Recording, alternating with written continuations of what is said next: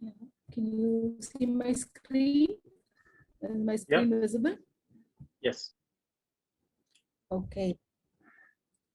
Thank you. So let's get started. So before I move on to the technology part, I just wanted to give some introduction about this HERO program and what is this data hero and all of this stuff, because most of you may be interested in knowing that, right? So a quick introduction. So maybe the agenda for the day. So we'll have a very brief introduction to what AWS community is and the HERO program, and a brief introduction to big data and analytics.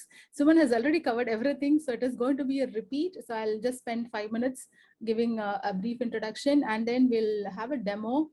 So this demo will be a little different. I'm going to try EMR with Spark, very brief introduction to Spark, and with one hands-on, which I'll be showing it live. And then we'll end this with a quiz. Okay, so I have got some AWS credits, which we can share with you. The top 3 or 5 may be getting the credits. All right. So before that, let me introduce myself. So I think there are a lot of introductions already done. And one point I want to add is I'm also part of WIBD, Women in Big Data. So this is my first session for WIBD itself. So happy to anchor this and looking forward for many more sessions for WIBD as well, along with AWS.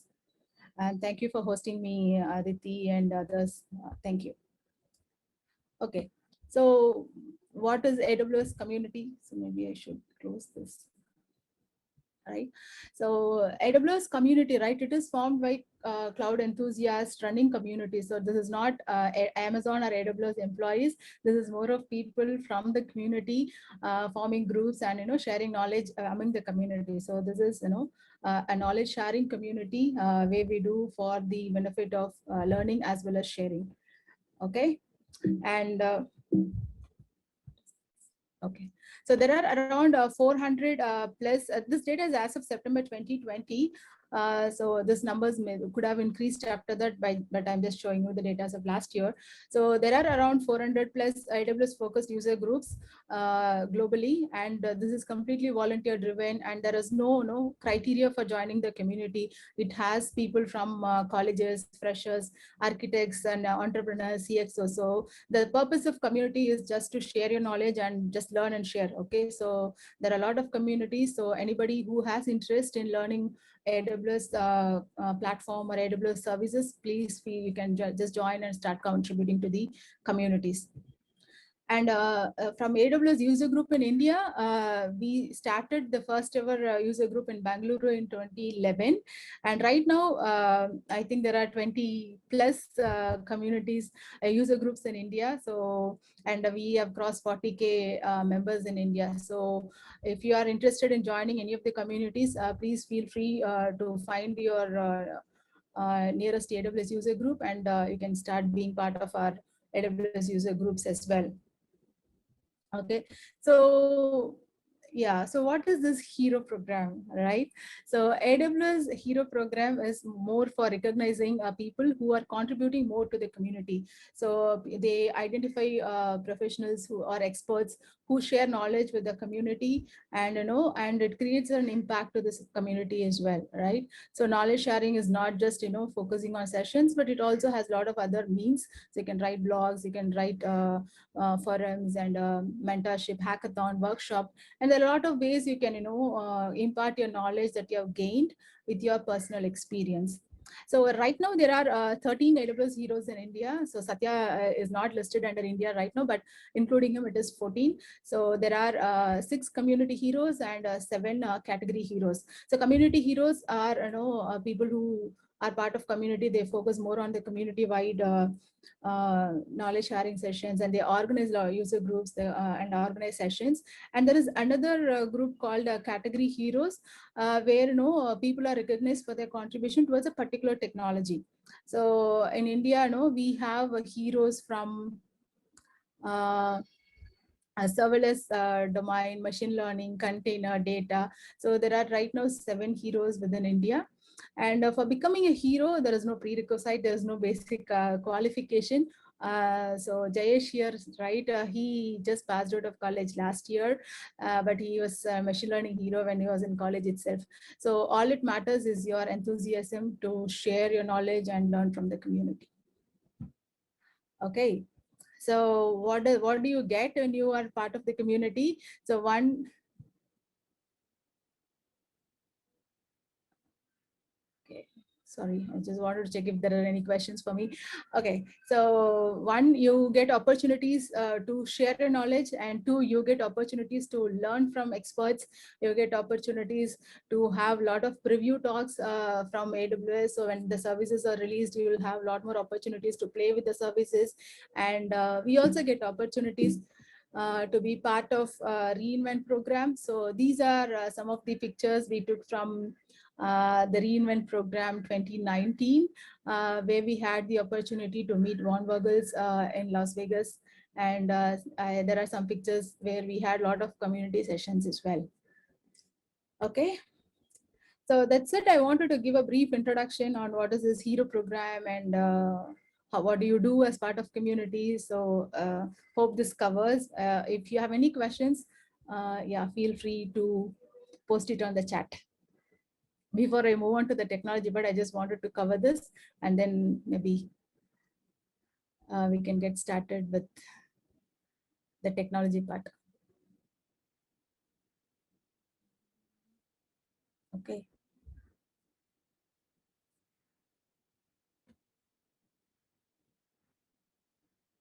Any question?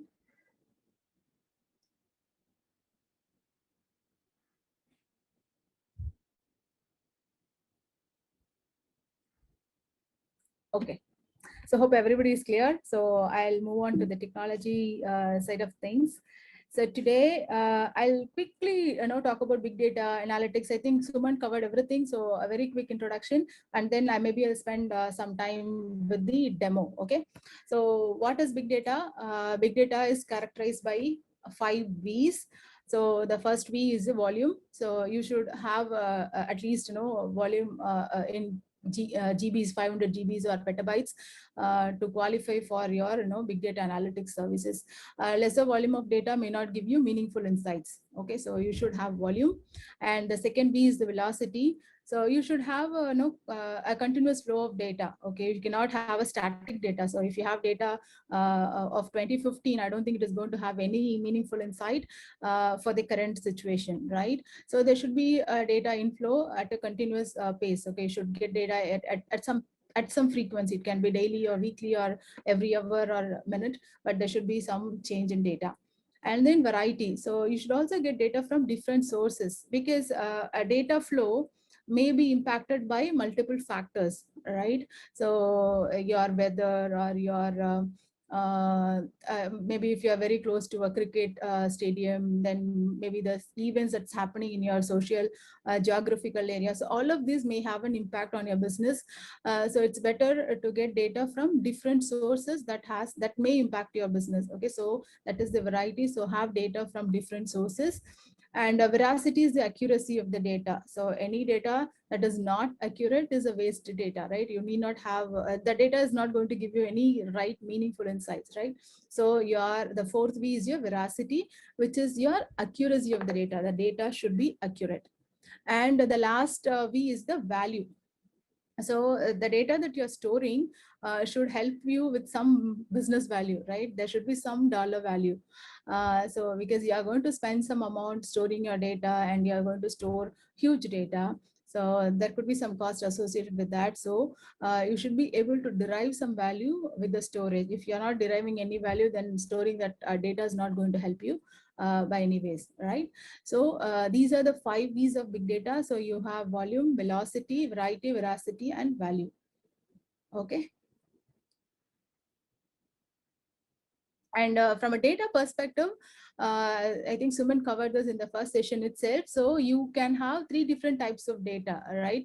So one is the structured data, which will have your data organized into tables, which will have rows, columns, tables, and relationships, index, everything, right? So it's a proper data. And there could also be a semi-structured data. So semi-structured data are data that is not properly organized as tables, but it will still have some structure, like XML or JSON documents, where you have some predefined tags and attributes, right? So they are categorized as semi-structured data, and your unstructured data could be your PDF files, your streaming videos, your pictures. All of those would be qualified as unstructured data. Okay. And what is analytics? I think we have spoken about this many times, but analytics is the process of deriving some meaningful insights from the data, right? So you are using your data to get some insights, and you are going to use it for your either business, for your future business needs or for your future technical needs, right? So that is the core of analytics. And from analytics, the analytics can be broadly grouped as under four different types. Okay, so you can do a descriptive analytics, a diagnostic analytics, predictive, and prescriptive. Okay, let's take an example. Okay, so you have a sales projection of 12 billion for a year. Okay, and that is predicted. That is your projected number in January. Okay, so every month you have to make a billion. Okay, that's your sales figure for the year. And you are in March, which is the third month, and you are looking at your sales number, and it is now 2.5 billion. Okay, so in the March, if you're doing the number, right, you're just checking what has happened, right? So what is the current number? Then that is called descriptive analytics. So just understanding what is happening, what has happened in the last 3 months is descriptive analytics. And diagnostic analysis is analyzing why did that happen. So we are supposed to have met 3 billion, but right now we are 2.5. So why did it happen? So we are just understanding the reasons for the dip in the revenue numbers, right, in the sales figure. So this is diagnostic analytics. Okay, so these two analytics are reactive. So basically we know it has already happened. So this is more of understanding and identifying the reasons for what has happened already.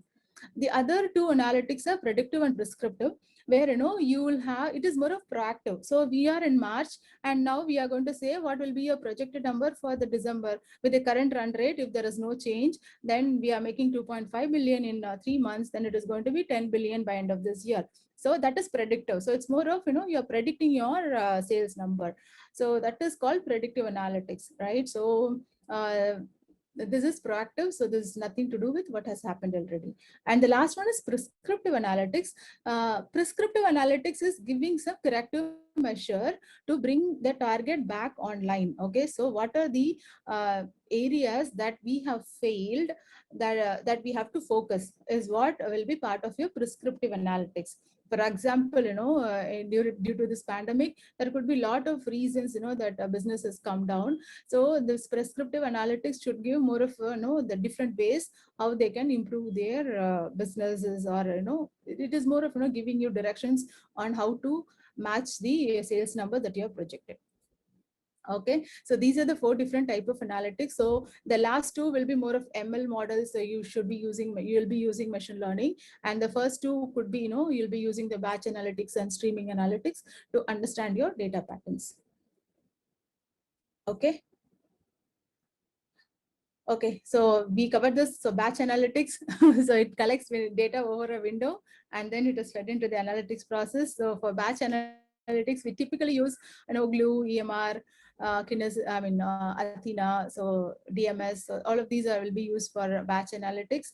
And for streaming analytics or real-time analytics, we'll be using the Kinesis streams. Okay, so streams family, Kinesis family will be used for streaming analytics.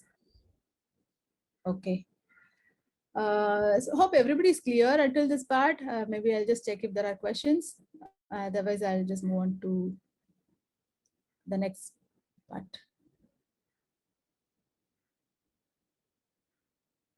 Okay.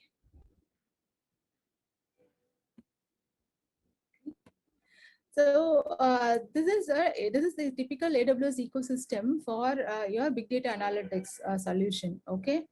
So I think this was covered in different forms and different formats, but let me quickly talk about, so we have data ingestion process where we collect data from different systems. Okay, so using Snowball for bulk data. So if you want to transfer data using a physical device, you go for Snowball, and for streaming data, you use Kinesis Firehose. and direct connect for establishing connectivity to your data center with AWS data center, and AWS DMS for moving your on-prem data to cloud, or between cloud to cloud also you'll be using AWS DMS, and a storage gateway for moving your data from on-prem to cloud as well. Okay, so these are the data ingestion services. And from cataloging and search, we use Glue and Elasticsearch. DynamoDB can be used there as well as its persistence. And then for analytics and serving, there is a series of services. So we have Athena, EMR, Glue. So we have other RDS, Redshift, DynamoDB. So there are multiple database services available within AWS. So maybe I'll just spend some time talking about these services in detail. Okay. So Athena, I think everybody knows this is an interactive query engine to query your data that resides on S3 and EMR. And Glue both use Spark for your data engineering and ETL processing. Redshift is your data warehousing solution. DynamoDB is your NoSQL database for AWS. And QuickSight is your dashboarding service. Just now, Suman showed that demo. And Kinesis is for your streaming data. Elasticsearch service is for your search implementation. If you want to search your database, then use Elasticsearch. Neptune is your graph database, and RDS is your relational database.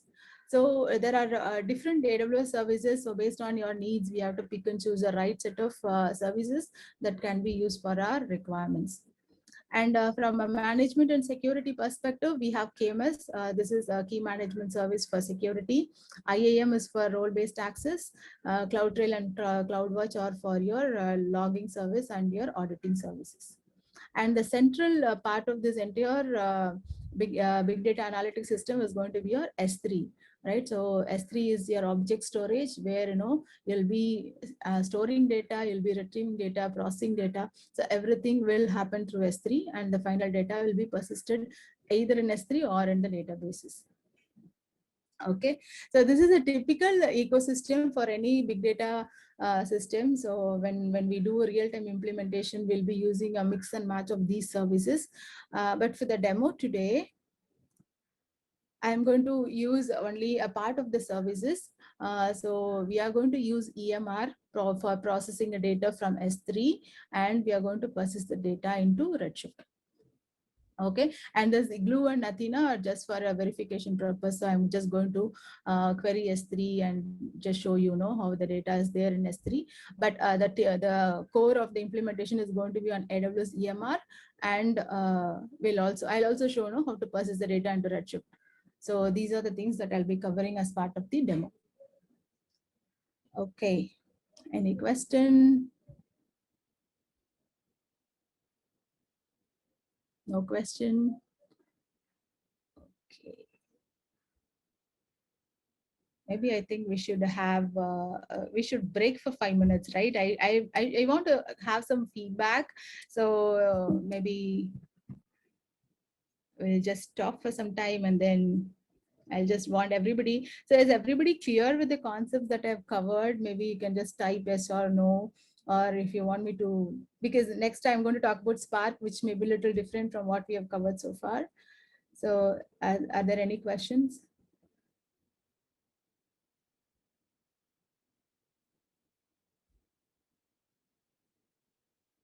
Okay. Okay, so how is Spark part of your curriculum, or is Spark new to everybody?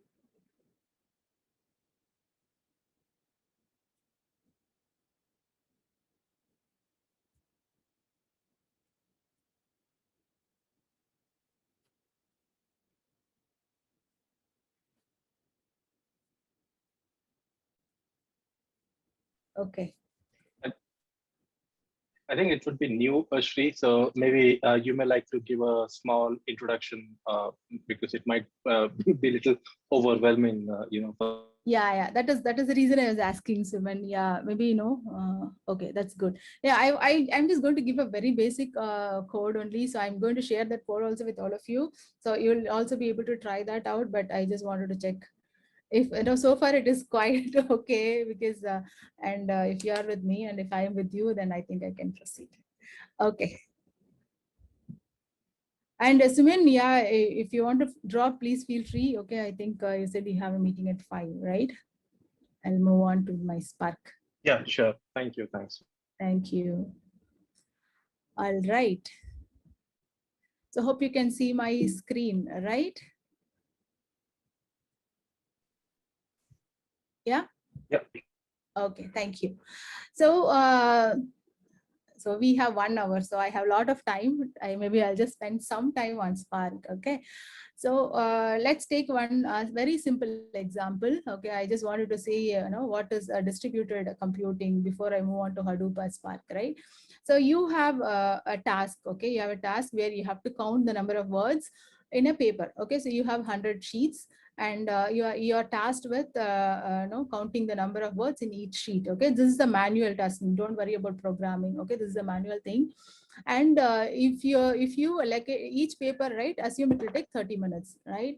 And if you're going to allocate one person do this entire task, it is going to take 50 hours for one person to do this, because he has to count 100 papers, and each is going to take 30 minutes, right? But if the same task is given to 100 people, then the task would be complete in 30 minutes, right?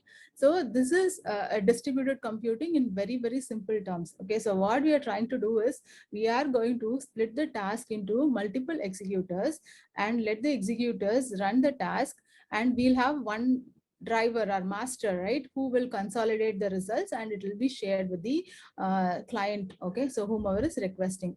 So this is distributed computing in its very minimal format. So Hadoop works on this concept. Okay, so Hadoop has a master node, and it will also have a lot of slave nodes. So if you give a file to your master node, what master node does is it will split the files into different chunks, and then it will be sharing that file to all your slave nodes, and the slave nodes will be processing the logic that you want to do, and it will be the results will be consolidated and sent back to the master nodes. So you have concept called driver, executor. The Spark itself is a vast topic, but this is how it works in a very minimalistic terms. Okay, so we are planning a Spark session later, so at that time maybe we'll try to cover a lot of details about Spark, but this is at a very high level, right? The Hadoop or Spark, right, works in the same format. So it is a distributed computing where you split your files into chunks of files and process it, right? So if you see this picture here, so you have one large file.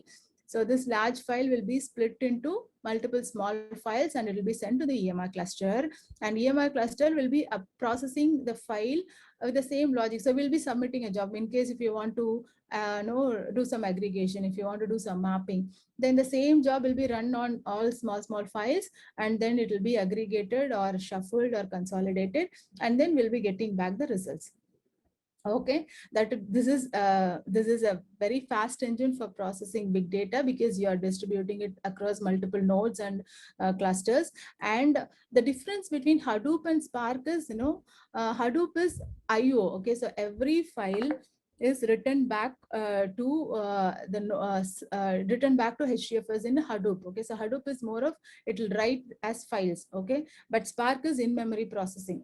So if you start using Spark, you'll see a lot more processing, lot more better processing, because it does everything in memory.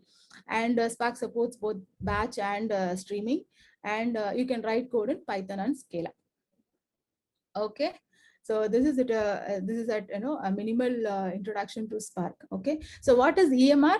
So EMR is a service which has the Spark already installed for you. So if you have to do Spark on your own, it is like installing your Python, right? So you have to install Python and you have to start writing code. Similarly, if you are going to start with Spark, you have to install Spark and then you have to start using it. Instead of you doing everything, AWS has created a managed cluster where they have installed the Spark, Hadoop, and lot more additional services that is required to process your big data. And it is ready to use. Instead of you going and starting from your base version, you will have everything already present in the server. All you have to do is submit your jobs. Okay, so when you submit your jobs, the EMR cluster will process the jobs for you. Okay, and another advantage is EMR has the integration already built for other AWS services like Kinesis, DynamoDB, Redshift. So it is already built in everything. So you need not go and configure the security, connectivity, and all of the other related integration points. Okay, and sorry, 1 minute.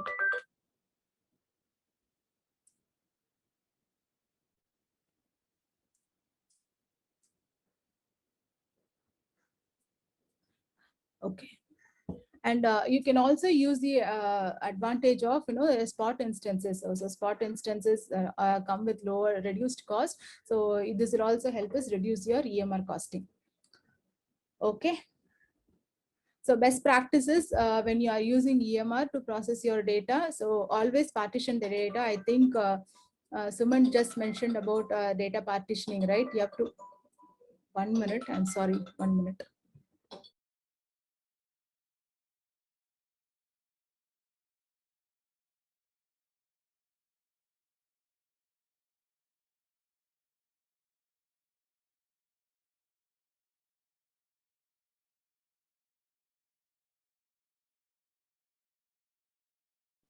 Yeah, I'm sorry, guys.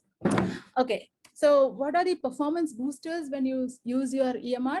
So you should always partition the data. So what is partitioning?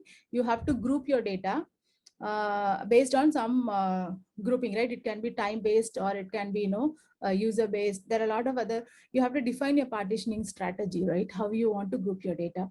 And then you should always compress your files. It should be snappy, gzip, bzip, lzo. So there should be some compression applied on your file because that occupies a lesser storage cost as well as lesser transfer cost.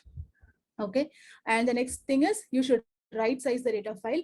It should not be too small or too big. Okay, so have a right sized file because there are too many executors which is going to process the file. If you are using very small files, the executors will not be fully utilized. And if you are using too big, then not all executors will be used. Okay, so right size your files and then use the right file format.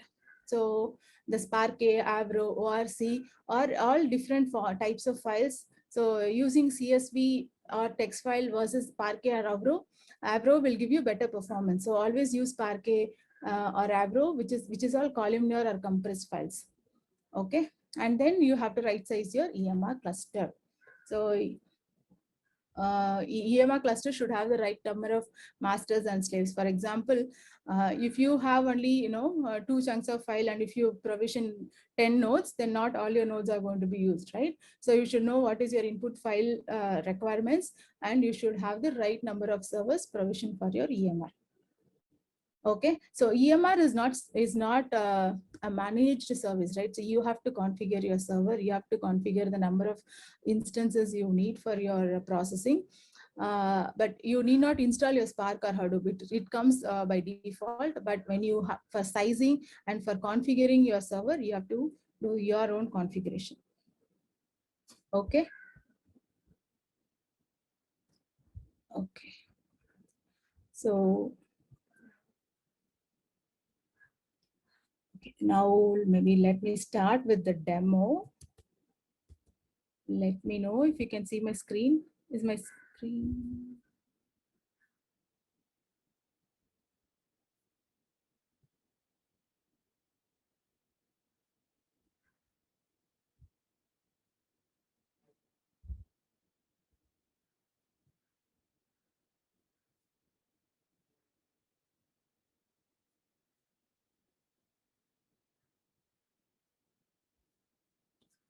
Is my screen visible? My Safari? Yes, ma'am. Okay. So was that introduction okay, or are there any questions? I think there are only less people in the chat, so it is okay if you want to talk also. Okay, you can unmute and ask question if you have.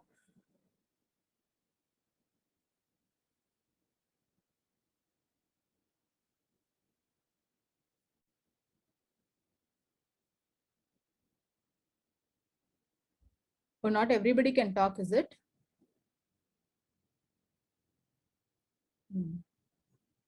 Okay. Okay, so maybe for the demo, I'm going. I've taken a raw data. Okay, so this is data for the food, the restaurant validation. Okay, so this is a data where there is the validation process that has happened across different restaurants, and they have rated the restaurants. Okay, so this is one CSV, but it has huge data. Okay, it is 11 MB file. Okay, so what we are going to do is we are going to take the CSV file as a first step. What we are going to do is we are going to partition the file, and we are going to convert the data file into Parquet. We are going to run some queries on this file, and then we are going to write the data back to S3 as well as to Redshift. Okay, so it's a very simple process, but this is the process that we generally do for any customer. Okay, but the aggregations and transformation would be very complex, but for the demo I'm going to make it very simple. But from a processing wise, this is the same process that we'll be doing for any customer. Okay, so this is the file, so food establishment data.csv. And if you want to see what is there in this, you can just go click actions, query with S3 select. So it's a CSV file, and I am just checking what is the data we have here, right? So we have a name of the restaurant, the inspection results, so whether it is complete or not complete or unsatisfactory, and the violation type and violation points. Okay, so this is the source data. Okay, so I am going to show you how to do an EMR, how to create an EMR cluster, right? So this is a service. Okay, so you just go here and type EMR, and you'll be getting this EMR. Okay, so here you have an option called create cluster. So you can give your cluster name. I'm going to go to advanced options, because this is where you'll be able to pick and choose what you want for your service, right? So you have Hadoop, you have Spark, and you have a lot of other services here, which is used for big data processing. Okay, so if you see, right, you have Jupyter. Jupyter is for your notebook, and TensorFlow is for a ML. Oozie is an orchestration framework, and then there are a lot of other services which can be configured on your servers. Okay, so whatever you select, it will be auto configured on the cluster that you are going to create. Okay, so for now, let's assume I'm selecting Spark. If you need only Spark, you can just select Spark. Okay, so I'm selecting Spark, and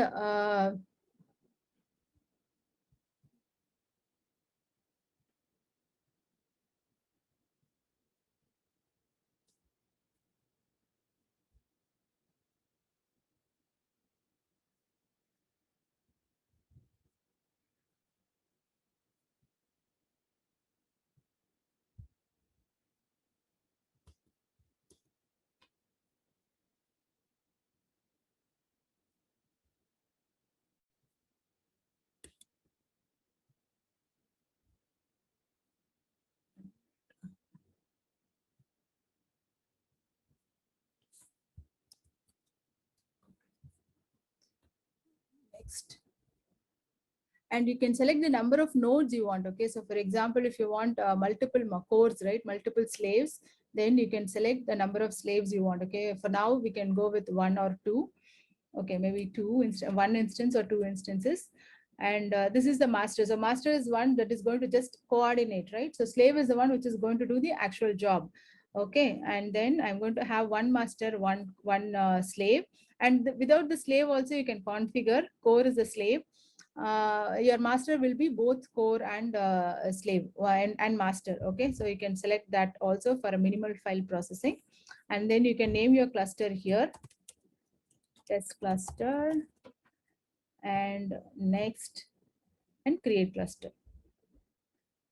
So this is how you select and create your cluster. So generally, no, the cluster creation takes 8 to 10 minutes. So I've created one more cluster already. So this WebD cluster. Okay, so this cluster is already running. So what you have here is, right, so if you just go and see the hardware, you'll be seeing your EC2 instances running. So they are normal EC2 machines, which will be installed with all your required software. So this will have Spark, and whatever you've selected as part of your configuration, you will have these installed on your EC2 instances.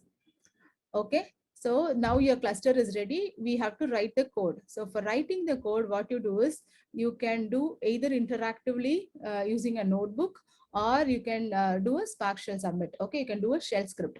So for now, I'm going to use a notebook. Okay, so this is the notebook, and we have created a notebook. So if you want to create a notebook, just go create notebook and give some name, and you can choose a cluster. Okay, I'm just selecting the other cluster and create notebook.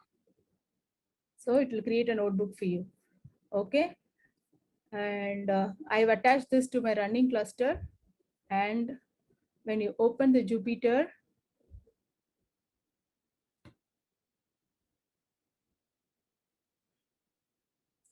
so this is your Python notebook that we are going to use for our processing. Okay, so this is more of interactively doing things. Okay, but if you want to do it, using a shell, you can do a Spark submit as well. But just for the demo, I'm just showing it like this. Okay. So first step is, adding your class path. So there are some jars required for writing your data to Redshift. So I've just added them here. Okay. So how to run this? Just select the cell and do a run. Okay. Okay. So the next step is, right, we are importing some of the libraries that we need for our processing. So this will start your Spark session. So this section is more of will start your Spark application on the server. Okay, so this is starting your Spark application. And now if you see in S3, what you have is only the raw data, right? So maybe I'll just go here. So right now you have only the raw data. Okay, I don't have any other folder here. Okay.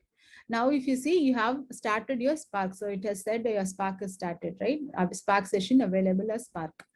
And then what we are going to do in this line, right?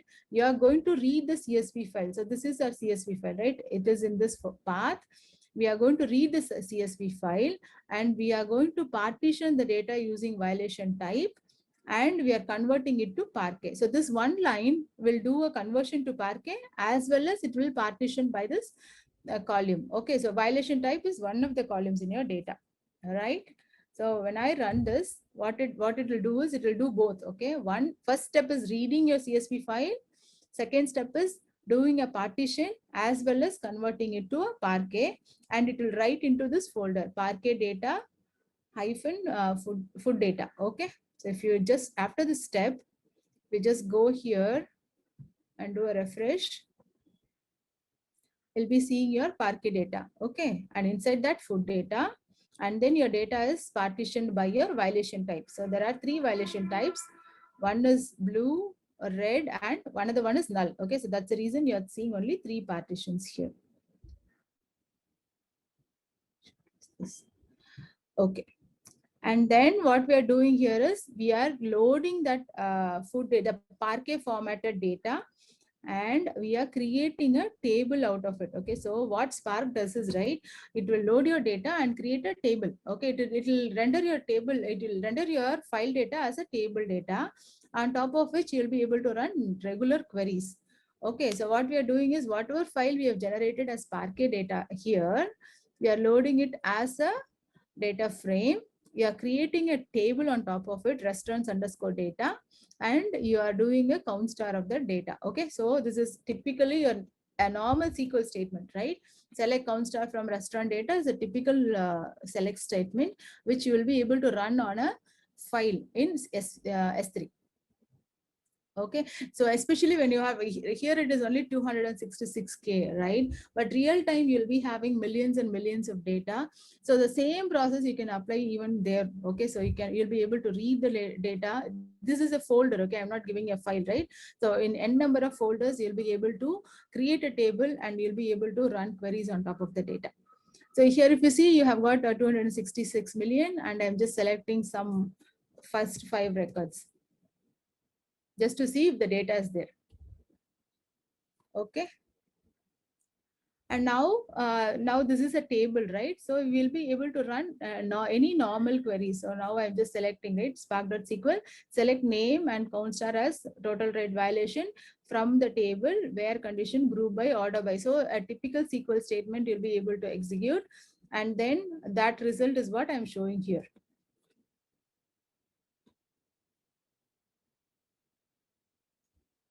Okay. So we have executed this. And the result of this, so we are doing count star, and this is the result. And the output, I am writing it to the output folder. Okay, so there is an output folder, and this is the path I'm writing to. So before I write, if you go and see here, you'll not be able to see that folder.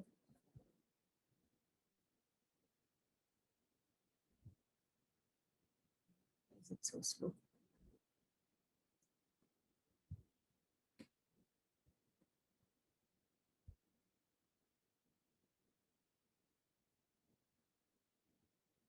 Okay, so if you see, you have only raw data and Parquet data, but our EMR is going to write to another folder called output, and it is going to write only the response, okay, or response of the SQL. Okay, so I'm going to execute this part.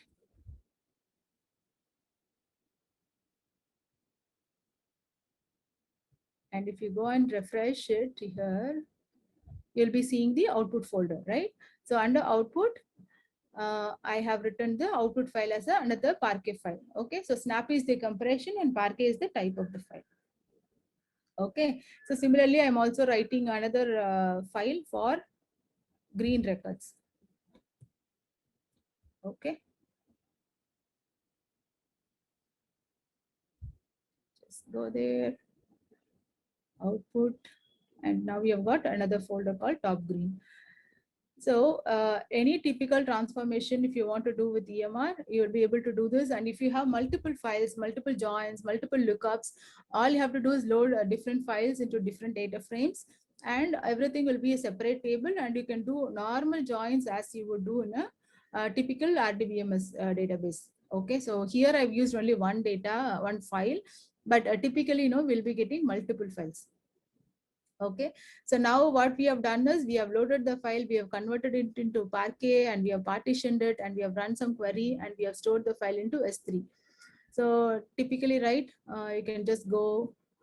I have created a crawler already on these folders.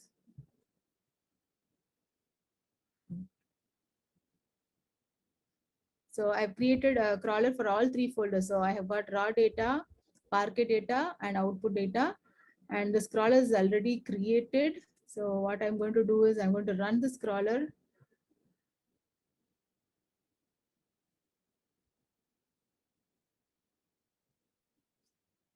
Okay, so crawler will take a minute.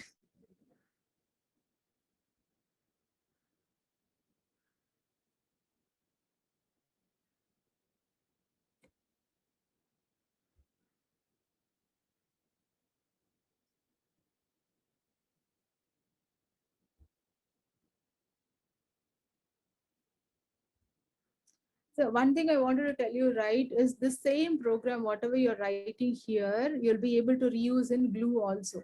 Okay, this is not specific to EMR. So any Spark job you can run in Glue. So what is the difference between EMR and Glue? When we should go for EMR and Glue? So Glue is a managed service, right? So when you submit a Spark job, it automatically provisions your server, it installs Spark, and it runs your job. But EMR, we have to configure it, but you have a lot more integrations available in EMR. So in a real time, right, you will typically have a lot more integrations to be done when you do a processing. So in such situations, we'll go for EMR. But if your job is straightforward, just ETL processing, we can go for Glue. Okay. But EMR is more customized and more, if you want to have finer control, if you want to have lot more configuration done with minute details, then EMR would be the option. So EMR and Glue are more or less the same from a purpose perspective, from a requirement perspective, but how you implement and what is your need decides what to go. You can either go with Glue or EMR. Okay, so is the crawler done? Yeah, so crawler is done, and you can check the database.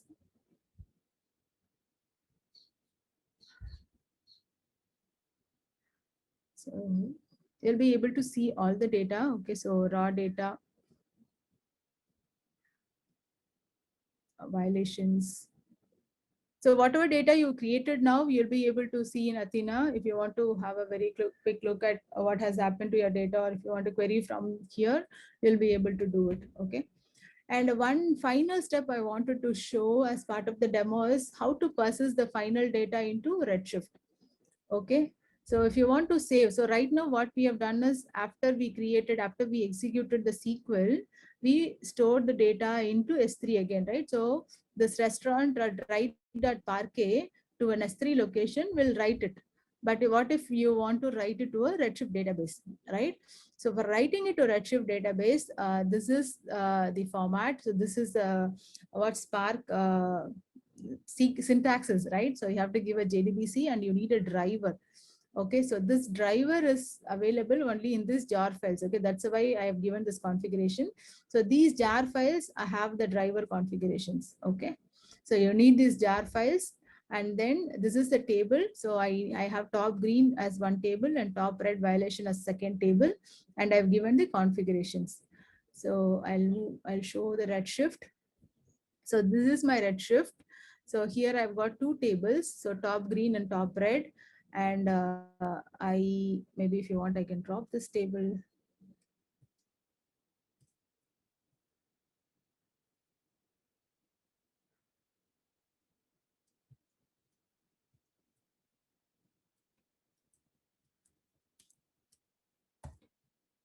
So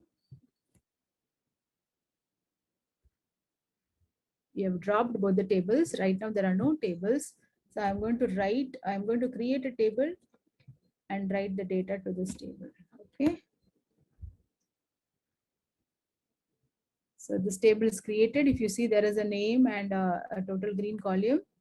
And you have another table now. So from that job, we are going to load data into this. Okay, so this is select.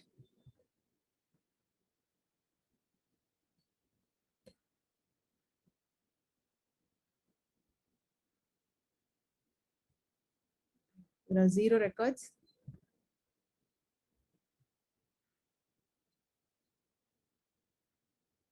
So from EMR, now we are connecting using this JDBC driver, and we are going to write this data frame. Top green is one data frame. Data frame is nothing but a table in Spark. Okay, so this is a table, and we are also writing the other table. Okay, so I'll run this.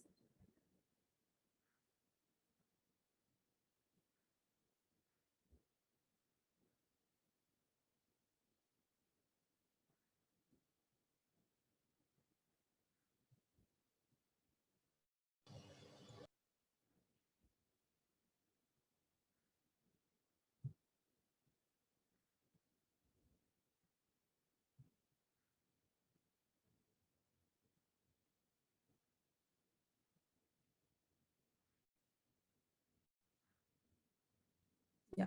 Now, if you see, I've got the data in Redshift. So if you want to load the data, you can use that syntax and load your data to Redshift. Okay.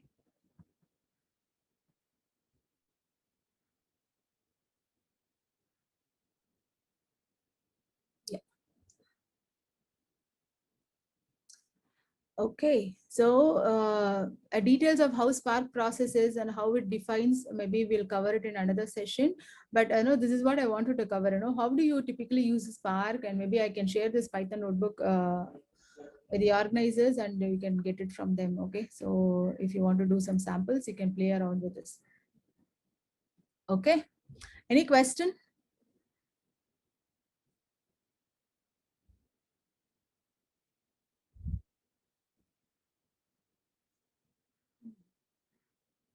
Yeah. Okay.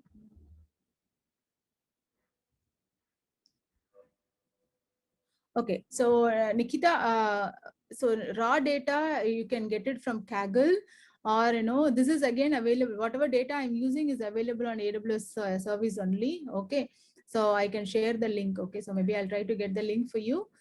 And this notebook also, I'll be sharing it with you. Okay, I think this is also, maybe I can share this, the entire jar file and this file with you. So you can configure and you can try with this.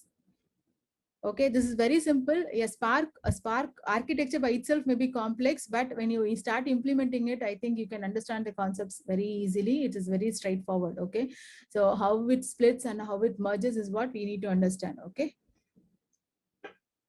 Okay. Okay. Any other question?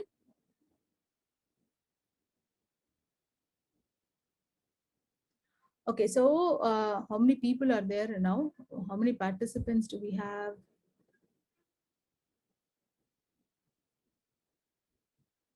Okay, there are 16. Okay. Okay, so I have a very short quiz.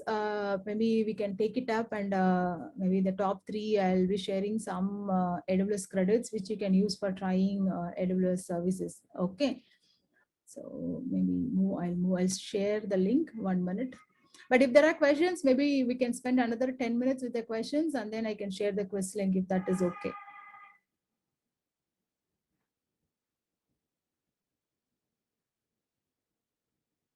So Aditi, there is no way that you can unmute all participants, is it? Ma'am, I can request everyone, but it's up to them if they'll unmute or not. Okay, no problem, no problem.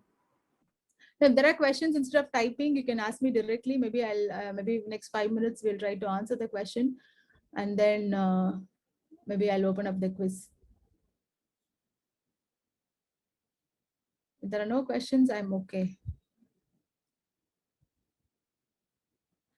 Okay, so this quiz is very, very simple. I think we have repeated it 100 times, all the questions, but I just wanted to just go and repeat it one more time. So maybe you can give it a try. I'm sharing my screen. Hope you can see my PowerPoint, right? Yes, ma'am. Okay, so this is the URL. Sorry. I should ping on the chat, right? 1 minute, let me ping. You can use barcode also.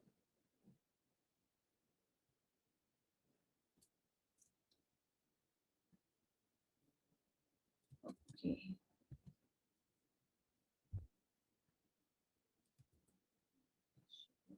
Okay. Yeah.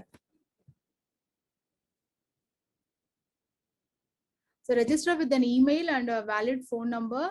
Okay. And just give it a try. Okay.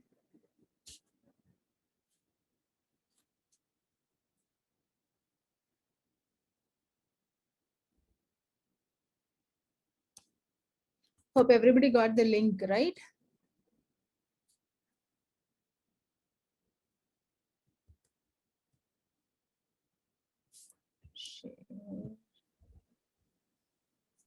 Sharing. Share two screens now.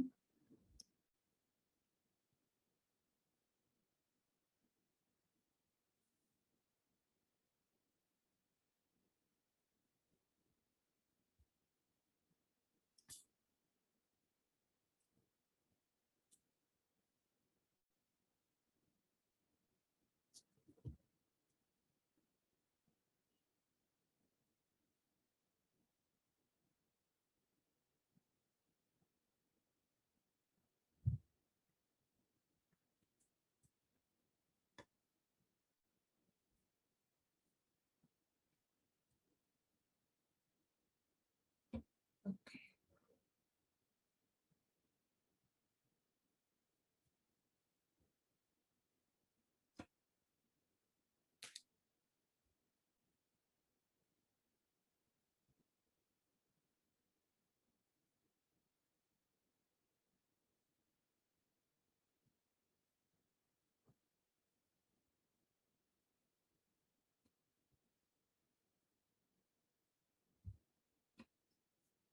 So I've given enough time for the quiz, so maybe you can take 30 seconds for each and just try it out, okay?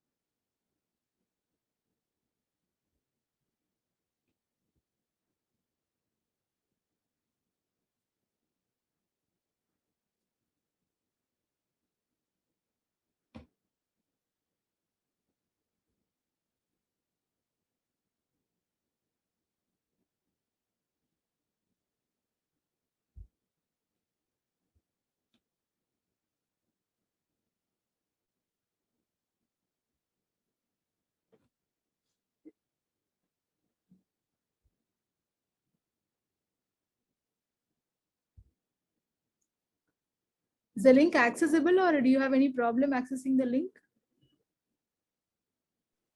Ma'am, it's accessible. Okay, okay.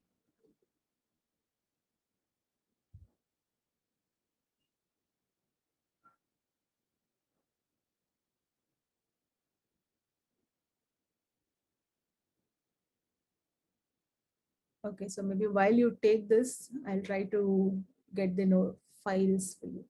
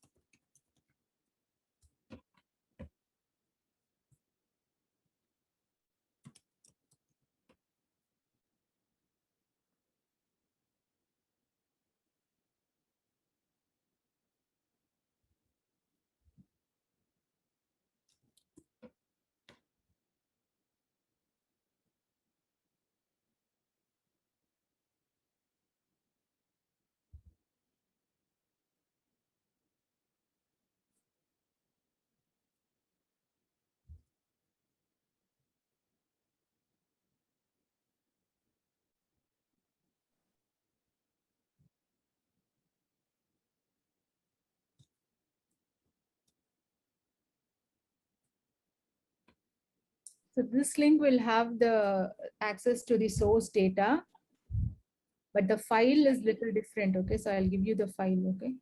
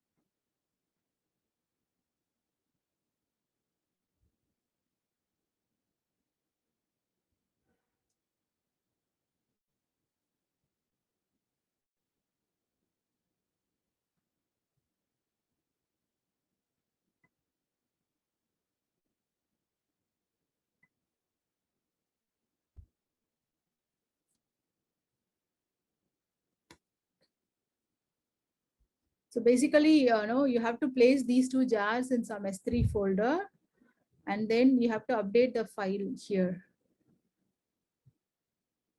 Update the location here. Okay, so whatever place you are positioning, you have to update that jar file location, and rest all should be okay. Okay, so I've shared the code. Did anyone finish? All right.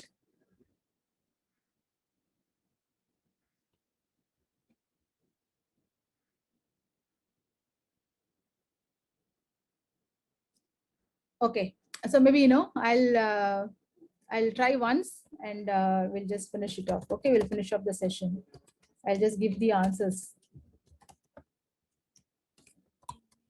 I'm just giving some number.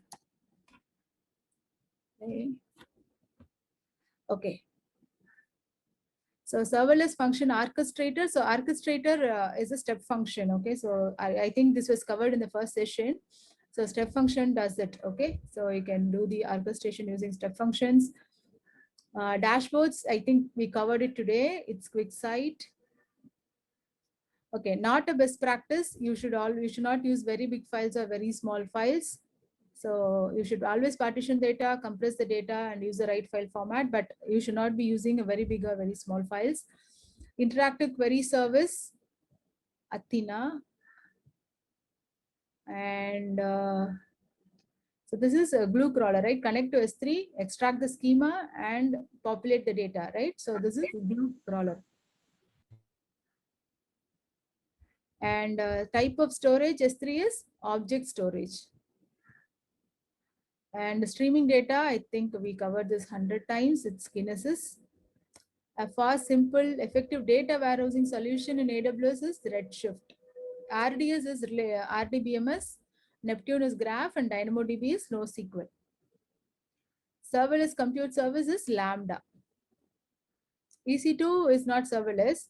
RDS is database. S3 is your storage, right? So compute is only EC2 and Lambda. So Lambda is the serverless compute service. Okay. And how many regions do we have in India right now? It is only one in Mumbai. And the second region will be coming in Hyderabad by end of 2022. Okay. So these are the answers. Okay, that's awesome. So yeah, I'll be sharing credits to all 5 of you who participated. Okay, it doesn't matter whatever score you had. Thanks for participating. So Aditi or whomever is hosting this, I need the email address of all of these 5 people. Okay, who have attended, at least attempted, and I'll be sharing the credits with all of them. Okay. Okay, ma'am. We'll collect the email addresses of the speakers. Yeah, share the email address. Okay, I'll share the credits. Can you guys please share your email address in the chat box right now?